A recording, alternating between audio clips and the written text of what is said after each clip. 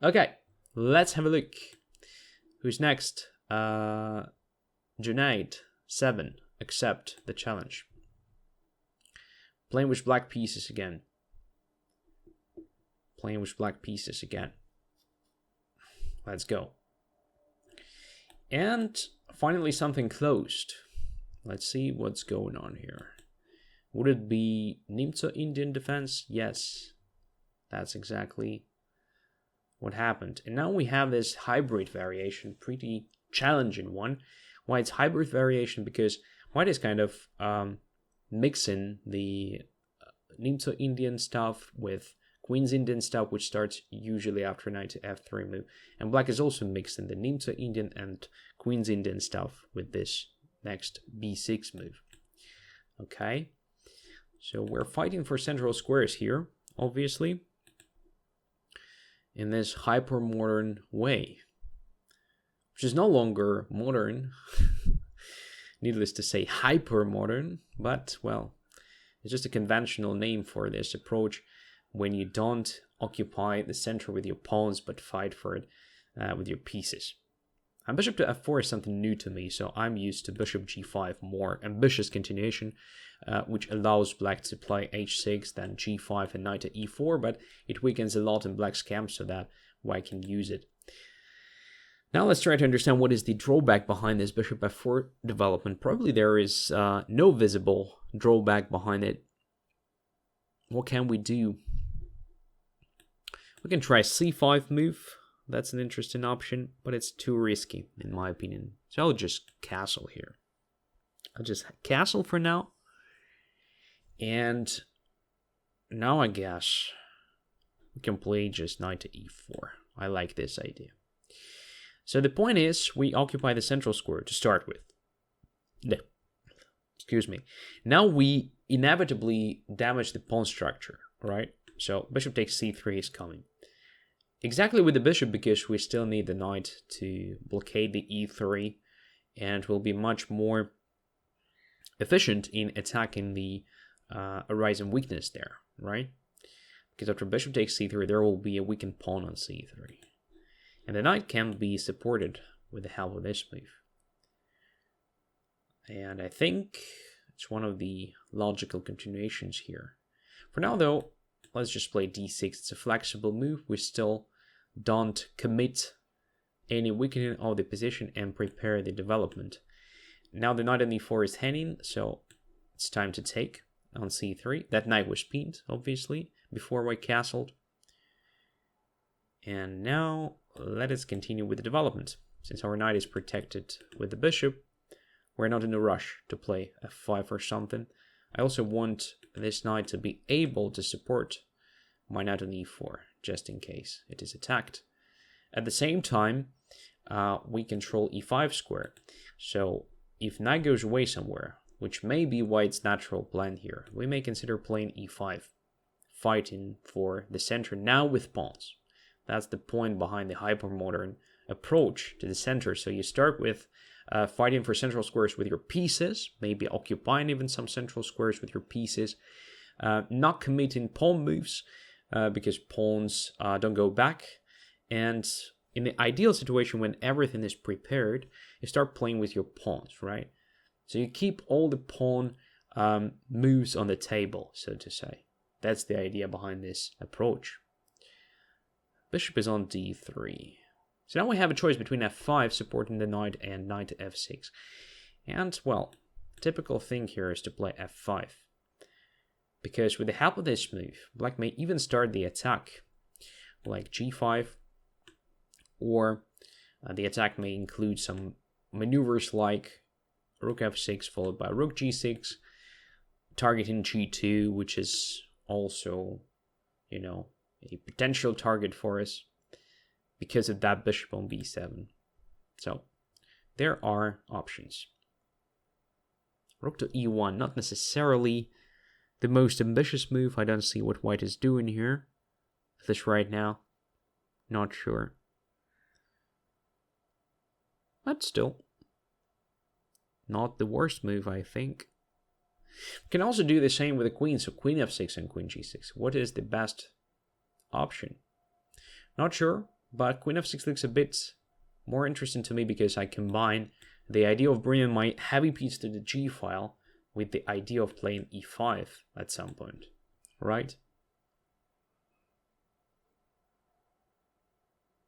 So, let's play queen f6. White is not doing anything active. So we have time to maneuver our pieces. The question, for challenges, 5 minutes is preferred. Because in that case, I have enough time to explain the things, and that's the primary goal, I would say, of this stream. To explain stuff that's happening on the board. Okay, this move is weakening a lot, I would argue. Let's play queen g6. I don't think h4 is stopping me from it, so why not? Now we already have some threats, I think, on this a8, h1 diagonal. And this knight at g5 looks very dangerous for white. What if we just take and then play h6? I think it's already quite bad, right? Bishop g5 is just losing the piece for that reason. Because if bishop goes back to f4, there is just a queen g2 checkmate. Here is our bishop, here is our queen, attacking that square. And if pawn takes, then I just play h6. Of course, I'm not winning the piece in that case, but at very least, I'm going to win a pawn, right? e5 is also an interesting move with the same idea. Which one is better? A good question. Probably e5 is more forcing. And I think we're ready for this. So let's go. e5, everything is protected. Feels like white is just not ready for this heavy fight. It doesn't matter that white has pair of bishops. I mean, we're definitely opening the position a bit. But that's fine, because it's not that open, so white's bishops are still not so active, not so dangerous. What's important, we win the pawn immediately here, and we have a bunch of other threats that are coming as a part of that package. So now there is a threat of f4 potential, I think. Maybe not immediately, but it's definitely coming. Another idea is to play h5, h4. And e4, although closing that diagonal, but now look at that bishop. It's just very bad, right? It's just very, very bad piece.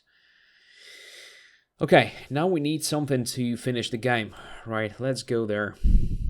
Probably knight to c5 was the easiest. For some reason, I still want to continue with the attack. Maybe it's the wrong approach. Yeah, I guess knight to c5 was the cleanest possible option.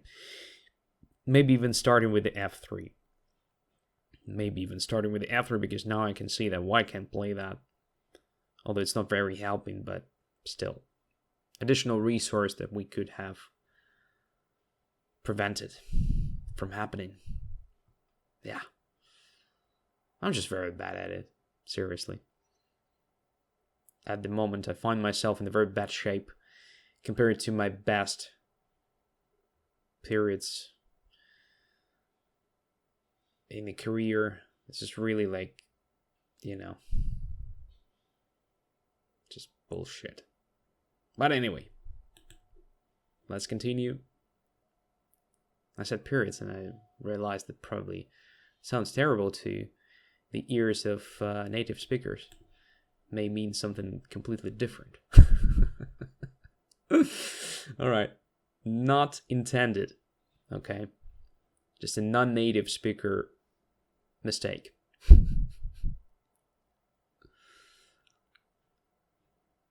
All right. I think we're doing it. We're winning. So it's over now for sure.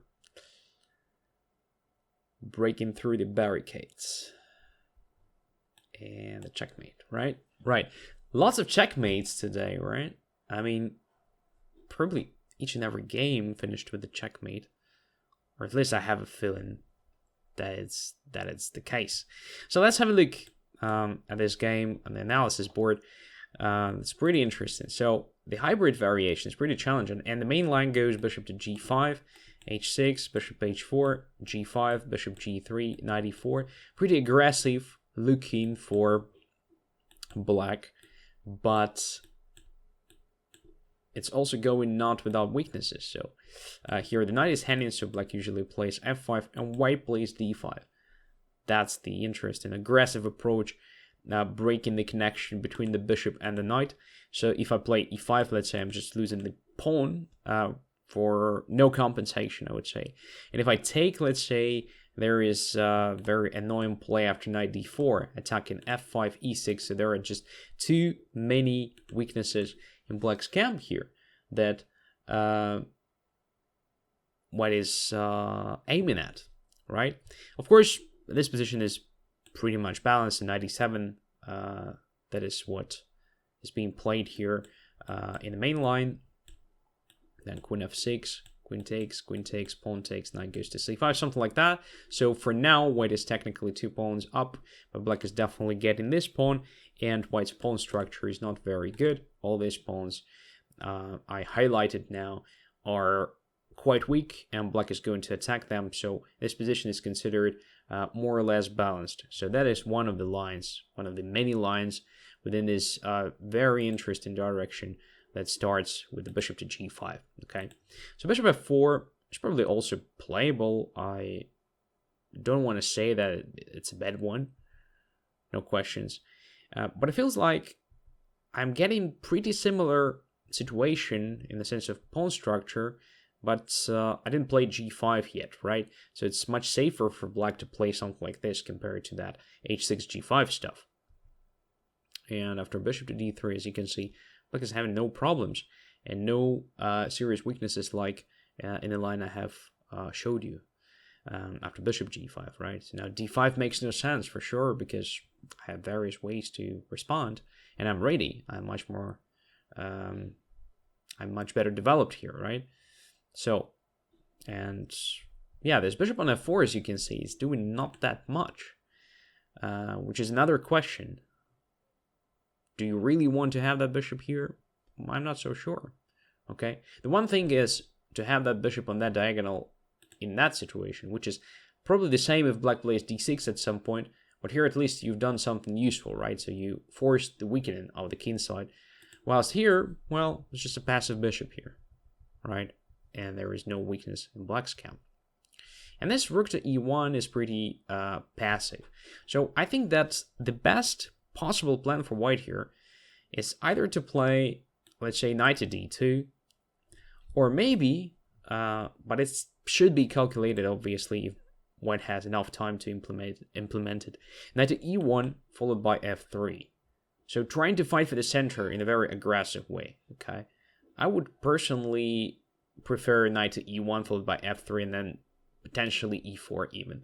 That is something pretty typical for this pawn structure. Otherwise, if you don't do that and you're just waiting, black is just improving the position rather quickly, as you can see, and you're already in trouble because of that diagonal. And of course, that was already a mistake, but I'm not sure that you had anything significantly better than what happened in the game. All right? Thanks for the game.